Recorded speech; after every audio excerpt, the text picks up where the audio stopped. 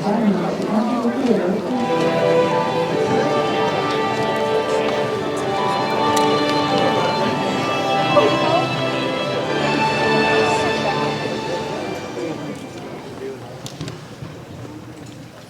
afternoon, ladies and gentlemen. Thank you for joining us for this reverent celebration of America's leaders, past and present.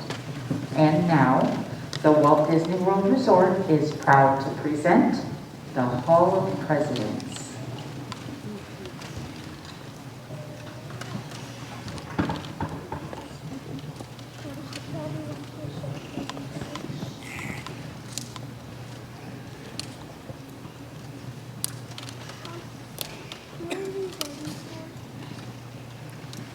This program is dedicated to the memory of Walt Disney. In 1971, his love for America inspired the creation of the Hall of Presidents, a place to celebrate the optimism and goodwill he saw at the heart of the American story. Walt's vision was to honor the nation by honoring the American presidency.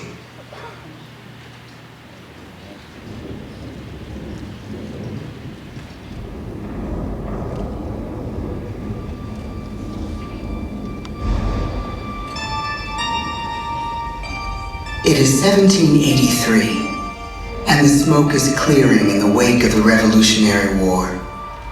Over the course of 8 grinding years, General George Washington has led a force of shopkeepers, farmers, and Native American allies to victory over the greatest military power in the world. A new nation has been born, independent and free. The founders must form a national government. In 1787, through months of passionate debate, they create a written constitution. For the country's highest office, they imagine something new in the history of the world. A leader not born to power like a king or queen. A leader who has not seized power through conquest. A leader not separate from the people, but elected by the people. From among the people. We, the people. This is a new idea, an American idea. The idea of a president.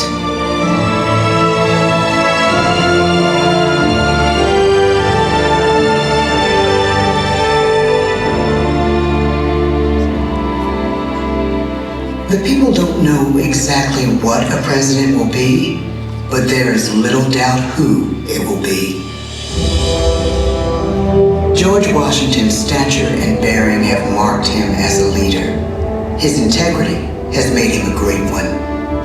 Washington knows that many generals who have led successful revolutions make themselves dictators or kings. Instead, he steps down from power and retires to his home, Mount Vernon. The world takes note, and George Washington becomes the symbol of American ideals. In the first presidential election, it's Washington by a landslide. The only doubt seems to be his own. He writes, "Integrity and firmness is all I can promise.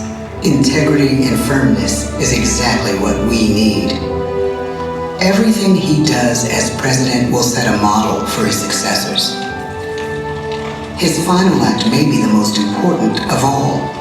After 2 terms, with no term limit in the Constitution and amid overwhelming support to stay in office, he steps down once again and hands power back to the people. He wants us to speak, to elect a new president. During the early years of the Republic, we choose leaders as different as Thomas Jefferson, John Adams, and Andrew Jackson. Elections are often bitter. Each president stands at that fiery intersection where personal character meets the challenges of the times. Some call the presidency a glorious burden. Jefferson calls it a splendid misery. We, the people, must choose well. We elect 15 presidents before the course of history brings us to the edge of a crisis like no other. A nation born of freedom still permits slavery. As the country pushes west, will new states be slave or free? The question produces bitter conflict. The issue rocks the election of 1860 and brings Abraham Lincoln onto the national stage. The tall, lanky, some say uncouth candidate from Illinois is a master of words at a time when speeches are printed in full for people to read. A house divided against itself cannot stand, he has said. With Lincoln's election, the house does indeed divide. Civil War. 11 states secede from the Union. The war becomes a defining passage in the American story. The president's own inner strength and depth of character changed the course of history. Lincoln had come up the hard way on the American frontier, desperately poor, with less than a year of formal schooling. His early years were scarred by tragedy, the death of his mother, his sister, his first love. He struggles with depression, but never loses his determination to rise above it. He once said he's driven by a desire to leave the world a little better place for having lived in it. The war rages. Lincoln fights to preserve the Union and end slavery. Neither is a sure thing. At Gettysburg, Pennsylvania, 6 months after one of the bloodiest battles of the war, the president dedicates a cemetery to the thousands of soldiers who died there, in words we can never forget.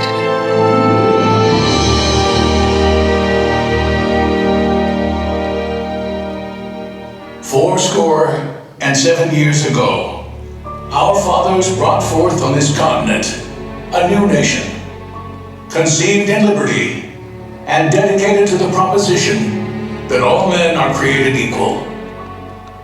Now we are engaged in a great civil war, testing whether that nation or any nation so conceived and so dedicated can long endure. We are met on a great battlefield of that war. We have come to dedicate a portion of that field as a final resting place for those who here gave their lives, that that nation might live. It is altogether fitting and proper that we should do this. But in a larger sense, we cannot dedicate, we cannot consecrate, we cannot hallow this ground. The brave men, living and dead, who struggled here, have consecrated it far above our poor power to add or detract. The world will little note, nor long remember what we say here, but it can never forget what they did here. It is for us, the living, rather, to be dedicated here to the unfinished work which they who fought here have thus far so nobly advanced. It is rather for us to be here dedicated to the great task remaining before us, that from these honored dead we take increased devotion to that cause for which they gave the last full measure of devotion. That we here highly resolve that these dead shall not have died in vain, that this nation, under God, shall have a new birth of freedom, and the government of the people, by the people, for the people, shall not perish from the earth. The blood of over 500,000 Americans is spilled in this Civil War. President Lincoln's enduring hope is to give true meaning to the sacrifices of so many, to lead us to that new birth of freedom.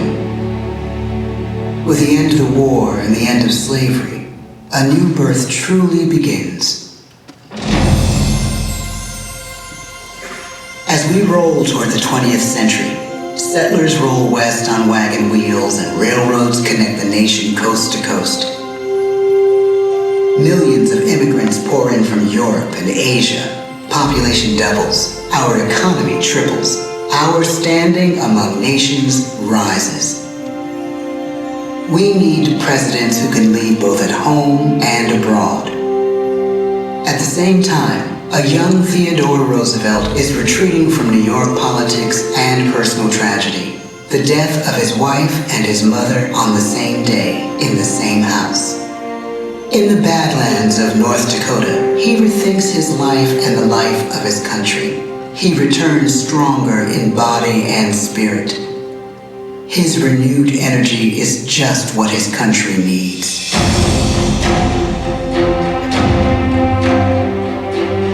American industry is booming, but social tensions are rising. A progressive movement is bubbling up, pushing for change, and change is needed in the working and living conditions in cities. The gap widens between rich and poor. The demand for change grows stronger. Teddy Roosevelt is a knight on a crusade. He speaks with force and vitality in clear terms that make colorful headlines at a time when mass-market newspapers have become the new media. To define his foreign policy, he borrows a phrase from an African proverb: speak softly and carry a big stick. But his greatest accomplishments are made at home.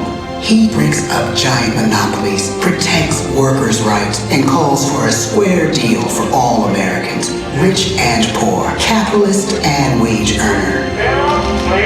And a square deal for every man and every woman in the United States.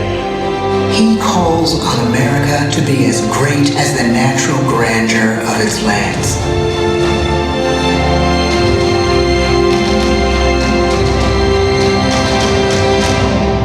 Keep your eyes on the stars and your feet on the ground, he tells us. And we do.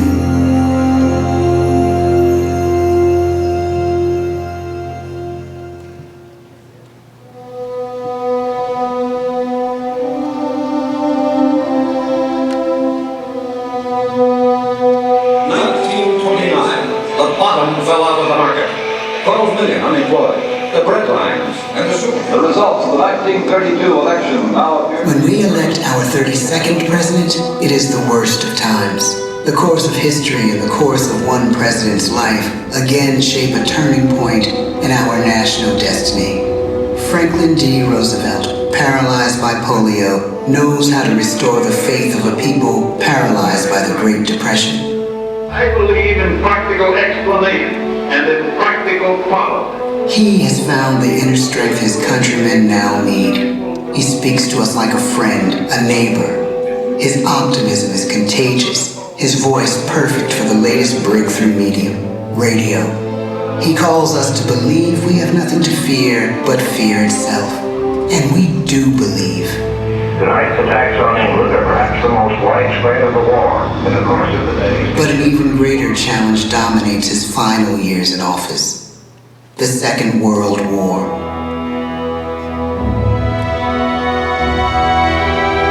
We must be the great arsenal of democracy. This is an emergency as serious as war itself. We stun the world with our production. When bombs fall on U.S. troops in Pearl Harbor, he calls us to fight on the war front and sacrifice on the home front.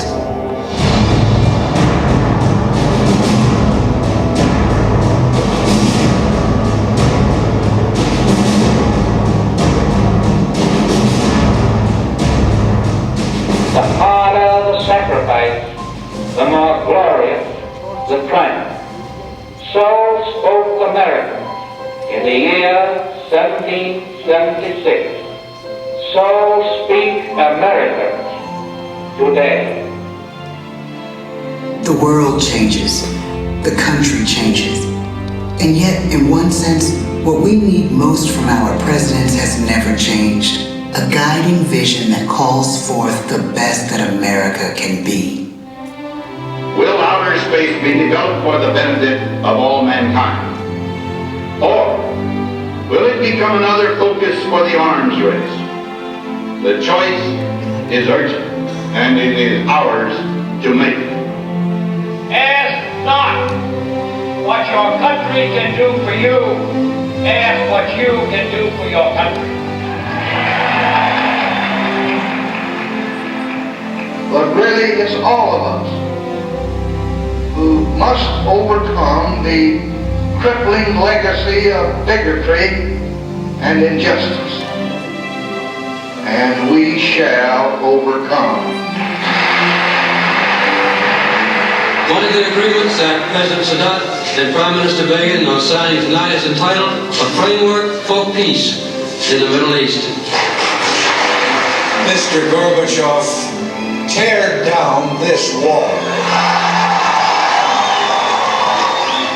You have lost too much, but you have certainly not lost America. I can hear you. The rest of the world hears you. Loving this country requires the willingness to speak out for what is right, to shake up the status quo. That's America. Our presidency is no longer just an idea. It is an idea with a proud history. Ladies and gentlemen, the presidents of the United States of America.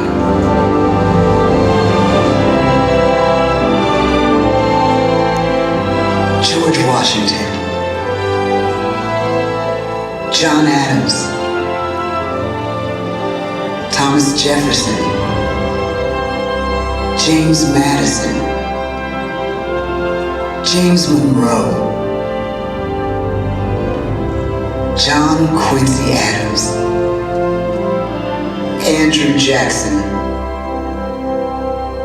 Martin Van Buren, William Henry Harrison, John Tyler, James K. Polk, Zachary Taylor, Millard Fillmore, Franklin Pierce, James Buchanan, Abraham Lincoln, Andrew Johnson, Ulysses S. Grant, Rutherford B. Hayes, James A. Garfield, Chester A. Arthur, Grover Cleveland, Benjamin Harrison, William McKinley, Theodore Roosevelt, William Howard Taft, Woodrow Wilson, Warren G. Harding, Calvin Coolidge, Herbert Hoover, Franklin D. Roosevelt, Harry S. Truman, Dwight D. Eisenhower, John F. Kennedy, Lyndon B. Johnson, Richard M. Nixon, Gerald R. Ford, Jimmy Carter, Ronald Reagan, George Bush, Bill Clinton, George W. Bush, Barack Obama, Donald Trump.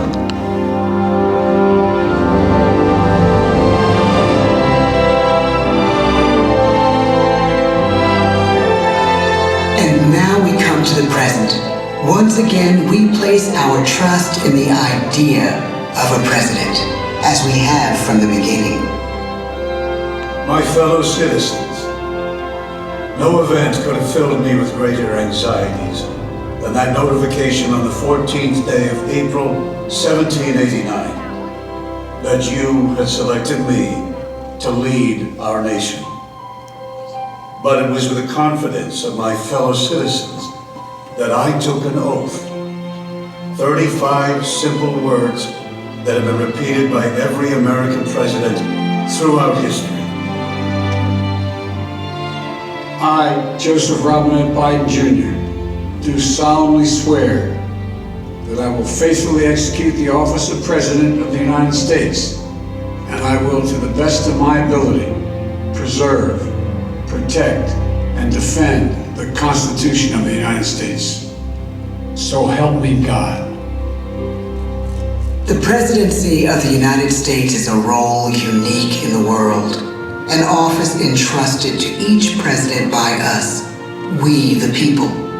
Therein lies the genius of that new idea, now over 200 years old. A new idea our presidents have turned into a great American idea again and again.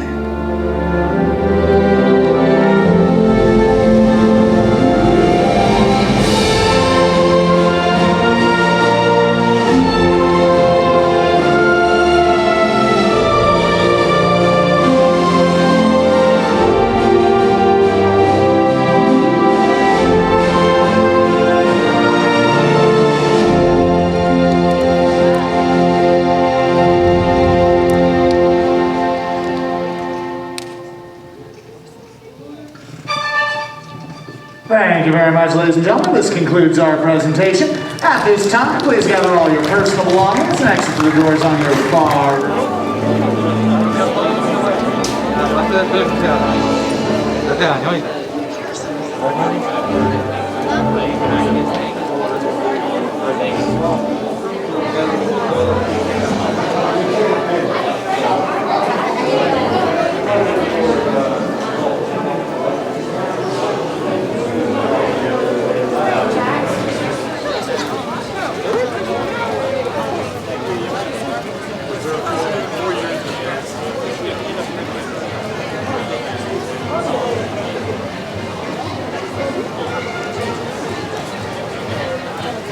Thanks for visiting us today.